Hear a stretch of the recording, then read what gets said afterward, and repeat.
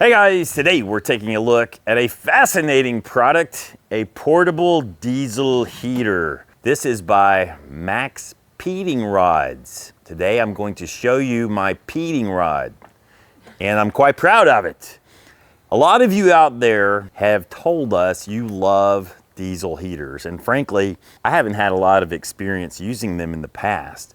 So this year we thought it would be fun to take a look at one, and this seems like a really nice one. First of all, let's talk about what this product is and what it does. It is a portable air heater, and it is fueled by diesel, not electricity, not propano, but diesel, the same diesel that you'd put in your big honking old diesel pickup truck. What are the advantages of using diesel for heat, you might ask? Well, first of all, it's very cost efficient. 1 gallon of diesel in this thing will produce heat for about 15 hours. There is a lot of energy stored inside every ounce of diesel. Diesel heaters deliver dry heat because the combustion happens in a sealed chamber and the moisture goes out the exhaust, not into the air you breathe. So I'm going to briefly explain how this device works, and if I'm wrong about anything, I'm counting on you to correct me in the comments.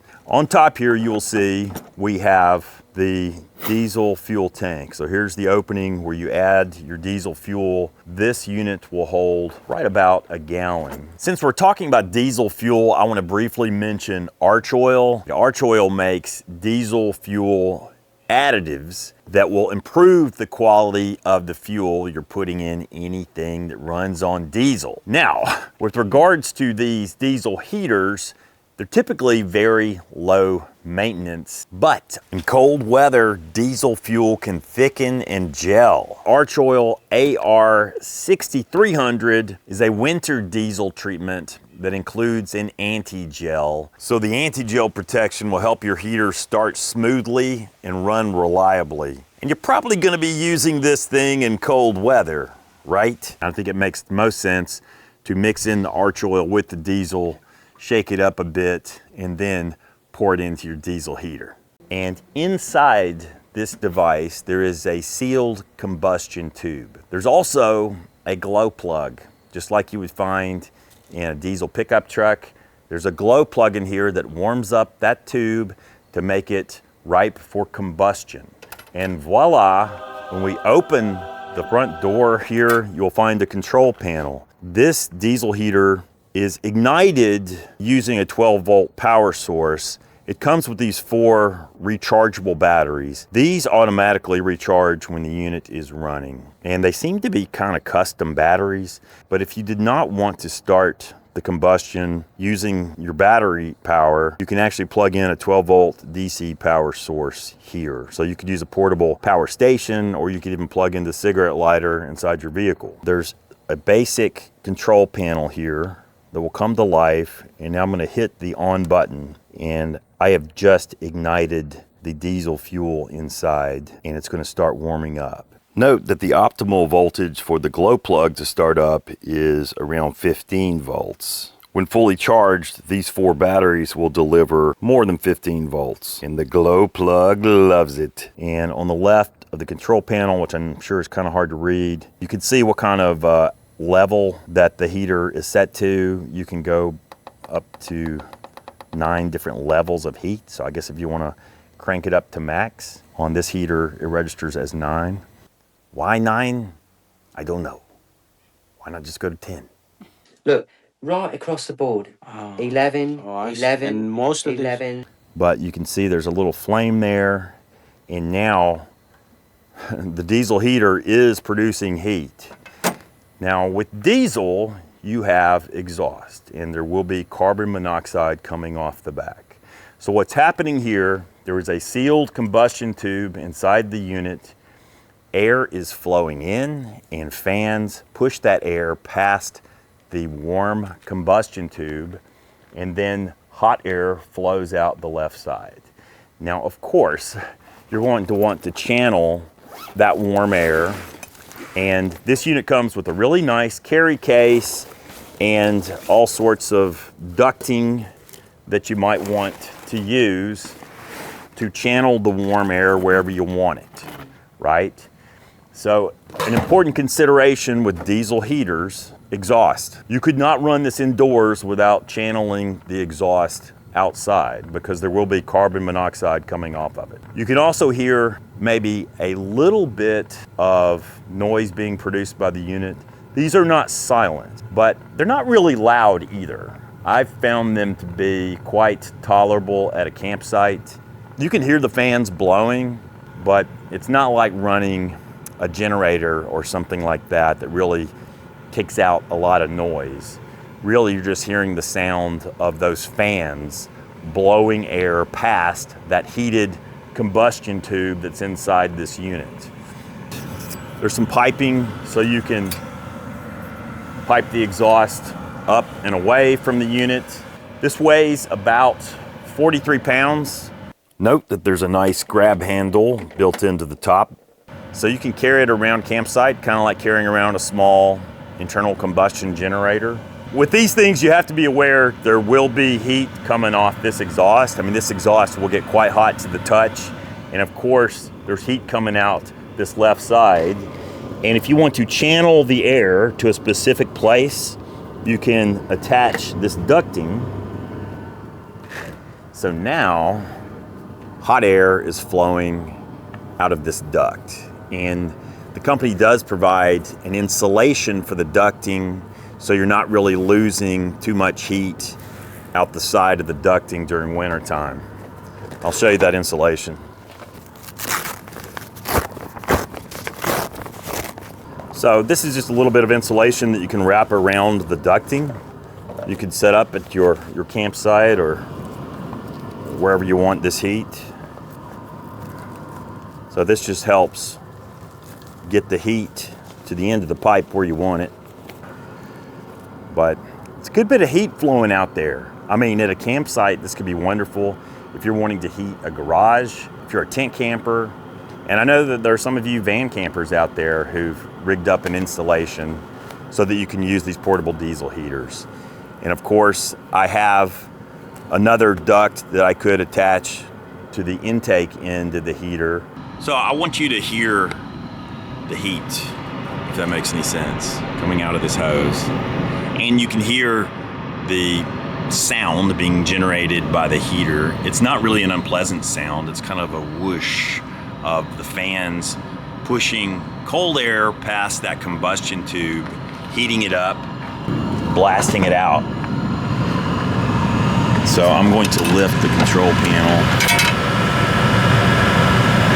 This is the intake side. Now I'm going to shut it off. You'll hear those fans power down.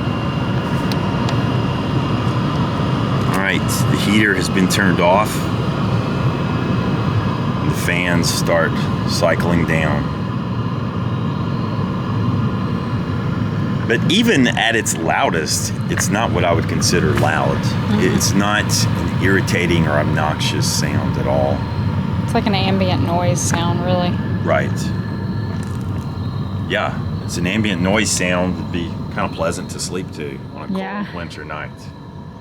After you shut off the heater, there is a cool down process that takes 3 to 5 minutes, and you'll hear these fans blowing, just cooling down the unit. And once all of this is complete, the main LCD display will turn off, and at that point, it's safe to put away your unit.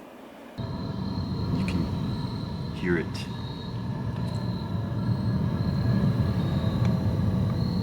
Powering down. Yeah. And bear in mind, it does get hot, especially around the exhaust side of things. And there is a USB outlet on top. One tiny little Type A USB outlet, so you could recharge a phone or something like that off your outlet. Well, it's better to have something rather than nothing. In addition to a nice case, the company includes some of the other goodies that you might need. You have a DC input cable. Again, with this, you can plug your unit into a portable power station or any source of 12-volt DC electricity just to trigger the glow plug inside the unit to fire up the combustion of the diesel.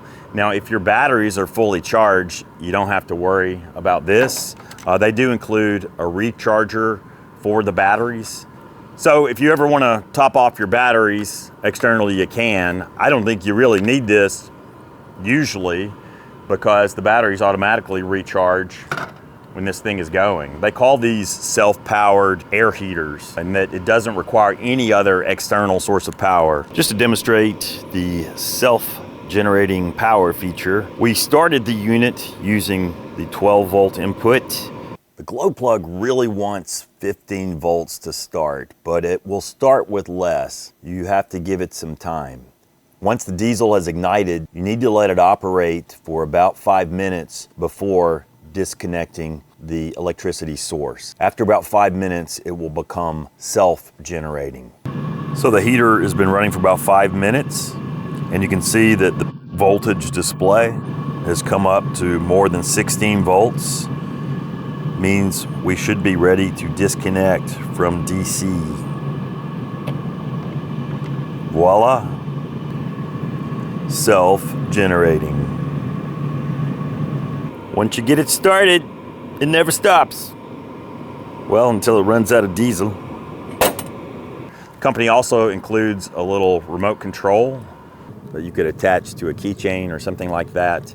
And with this remote, you can check in on the temperature and you can dial the heat up or down from 1 to 9. All the way up to 9. Does that mean it's louder? Is it any louder? Well, it's one louder, isn't it? And the control panel is pretty simple. Not a whole lot to do here, but you can toggle the temperature between Celsius and Fahrenheit. And this is showing the temperature of the inlet air. So it's the temperature of the air that's flowing into the heater.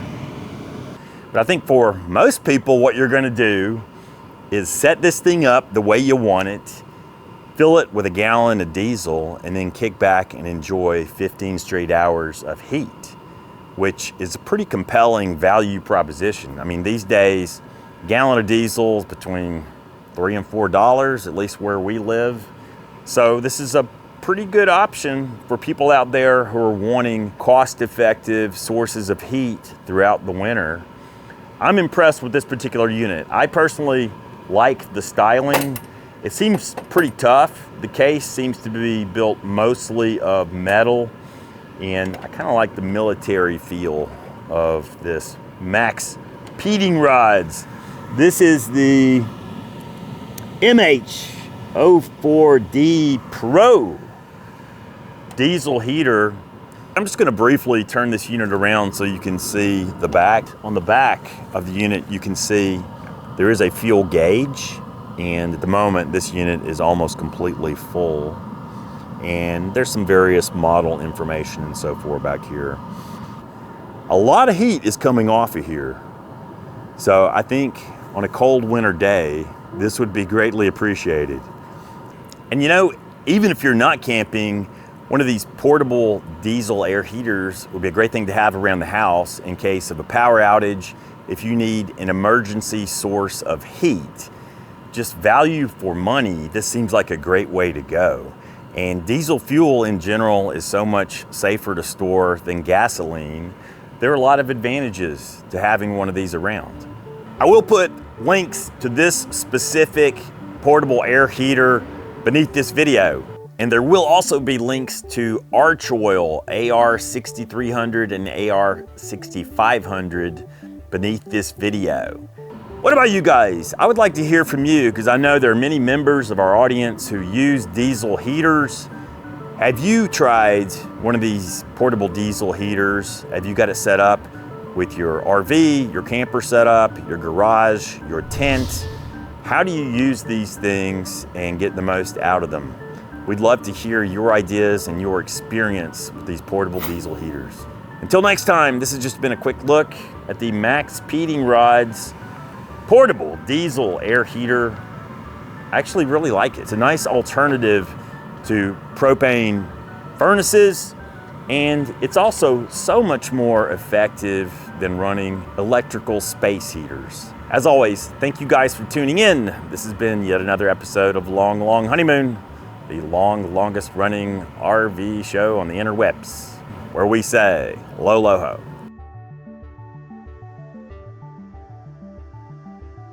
Something to know, there is a typo in the manual. It says add oil. Do not add oil, only add diesel. So that is simply a mistranslation or misprint. But on top of the unit, you can clearly see written diesel only.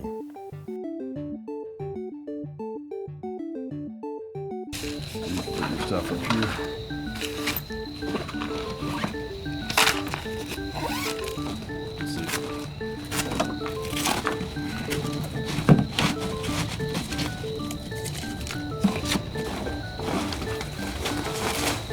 No, that's not how that goes. As fast as I can. Check out this folding job, ladies. This is what I'm working with here. That's how a man folds. Yeah, right. So it will all fit. How about this? If you fold it properly, it will fit, but not if you wad it up in a ball. There you go. Perfect. Neat and tidy. So I'm pretty impressed. Basically everything fits inside this case. I like it. I love a good case.